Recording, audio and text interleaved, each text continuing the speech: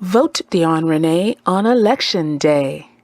My mayoral platform has 3 headings that should make this very easy: community wellness, housing and infrastructure, services.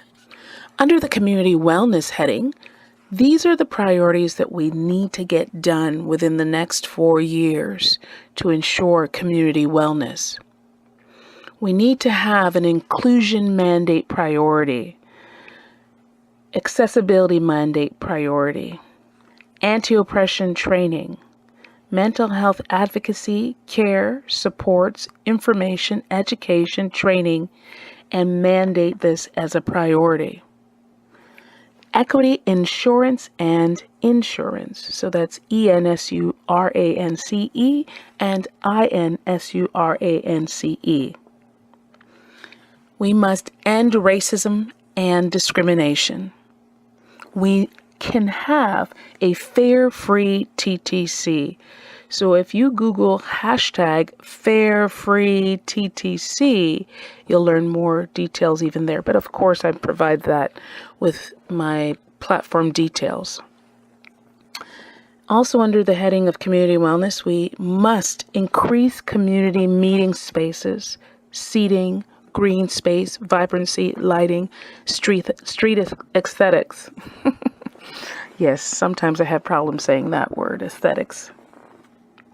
We must be improving infrastructure by proactively pre-planning inclusive policies, practices, and procedures, by ensuring development fees for local improvements, and mandate and implement proactive and mitigative plans, emergency infrastructure services. We all know about that right now with what's going on with 650 Parliament Street. My plan came out before that even happened, but I certainly had in mind whether or not landlords are held accountable by mandating that they have tenant insurance covering what's in the tenant's unit. Right now, we really don't have a great emergency plan for the city. So included in my community wellness plan is an emergency infrastructure services, implementing solar technologies, ensuring accessibility, and invest in communities. Invest in communities is really a big one. We have been saying for decades that what we need to do is divest in policing and invest in communities. It doesn't make sense to me that we pay over $1 billion and keep paying more, in fact, every year. For what?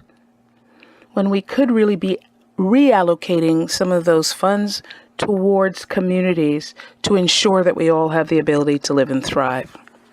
We also need, under community wellness, timely and efficient transit. And we need to break down barriers and operate in accordance with the AODA, which is the Accessibilities for Ontarians with Disabilities Act, the Human Rights Code, also known as the Code, and the Charter of Rights and Freedoms, also known as the Charter, so that we ensure that we all have the ability to live and thrive. Under housing and infrastructure, we must do the following: housing bylaws mandating accessible infrastructure and housing. We need to mandate this. What have we been doing all these years? I don't know. But if we don't mandate that a certain percentage of new condo builds include housing that's accessible, we'll never get there. We need infrastructure mitigation, ensure mitigation actions and strategies, so an overlap with community wellness. All these things that I'm mentioning here affect community wellness and inclusion. We need to have bylaws mandating accessible housing and childcare centers in all condo development. We need to mandate and implement proactive and mitigative emergency infrastructure.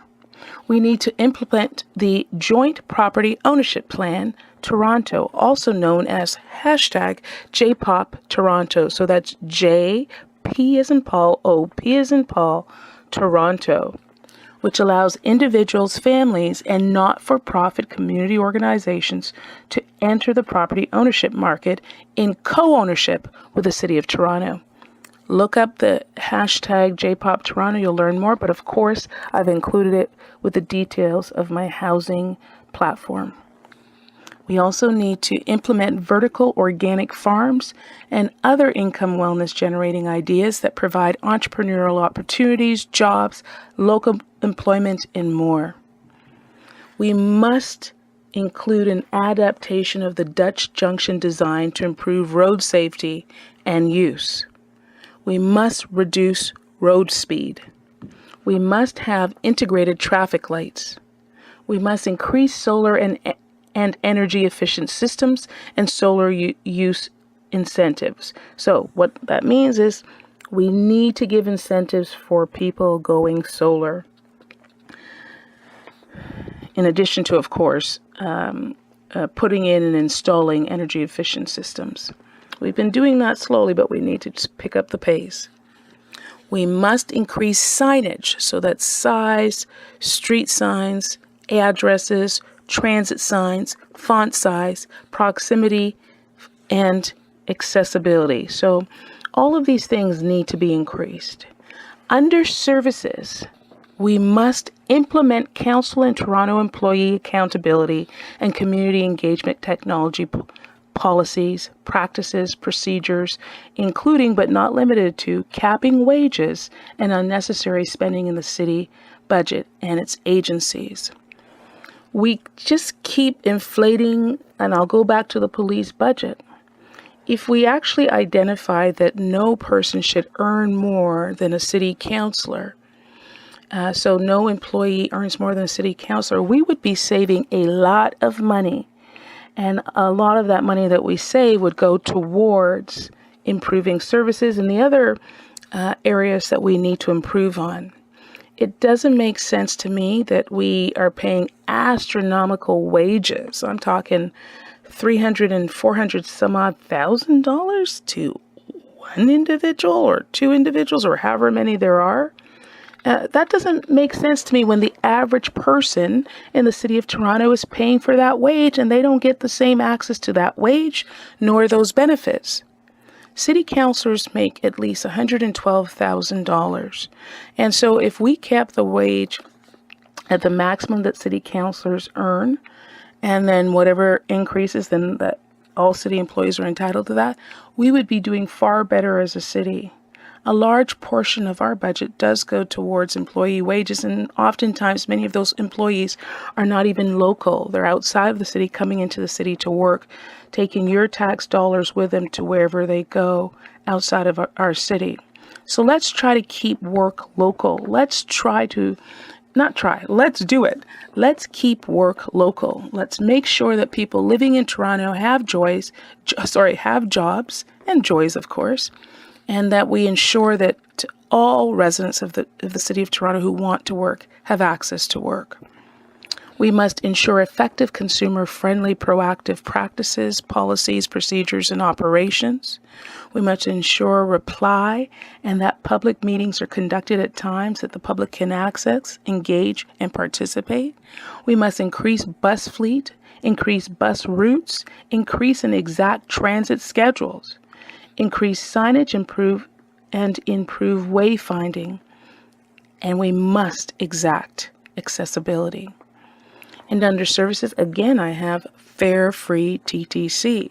We pay enough taxes to the city, to the province, to the federal government for us to be able to have fare-free TTC.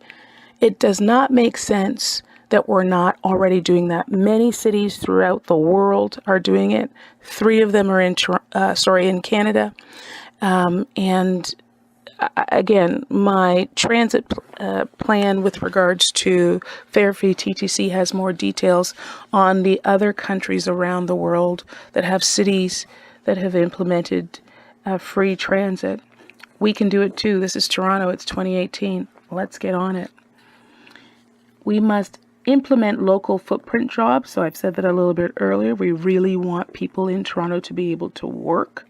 And there's no reason why IATSE 58 is locked out right now. And this is an updated version, by the way, because I noted what I put online on YouTube. For some reason, the closed captioning didn't pick up. So hence me doing another one, because I want to make sure the closed caption is there. Accessibility is a priority for me. and inclusion. So in order to do that, we must be inclusive minded and ensure that people have access to information. So we must implement local footprint jobs, employment opportunities, incentives, etc. We can do this. We're Toronto. Come on. We must ensure mitigation actions and strategies. And again, this is all within services. And ensure firefighters, paramedics, police have the necessary training, equipment, and help to do their jobs and to be safe and in a harassment-free space. So let's go speak to the harassment briefly. I mean, we can go through more details as we go through each of these issues specifically in detail in my plan. But with regards to harassment, we know that many people have made sexual harassment complaints and or harassment complaints in the workplace, and they have not been dealt with properly or been taken seriously. This will change. We will make that change. We must also reallocate resources. So a reallocation of resources is a must. We're wasting money in many areas and not giving enough money in other areas. It's crucial to assess the way in which we spend the public's money and to appropriately put money towards the programs that really benefit society and empower people and encourage and inspire them to grow and live and thrive. And again, we must remove all barriers and function in accordance with the AODA, the Code, the Charter, to ensure our rights, our freedoms, and our ability to live and thrive. We must break down barriers, not build barriers. And it troubles me that the City of Toronto Council had passed counselor protection barriers. How ridiculous is that? That's not representing the public's voice. No member of the public wants you to try to protect yourself from us and to exclude us from participation and engagement.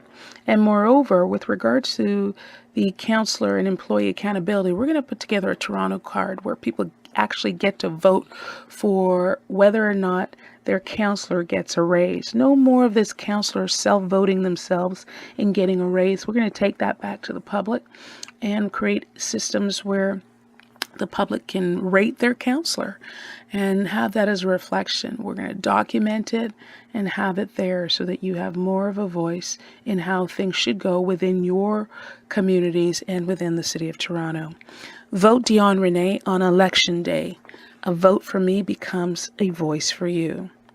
Together we succeed. And I want us to succeed to ensure that we all have the ability to live and thrive. Thank you for your time. Be well, and remember, together we succeed.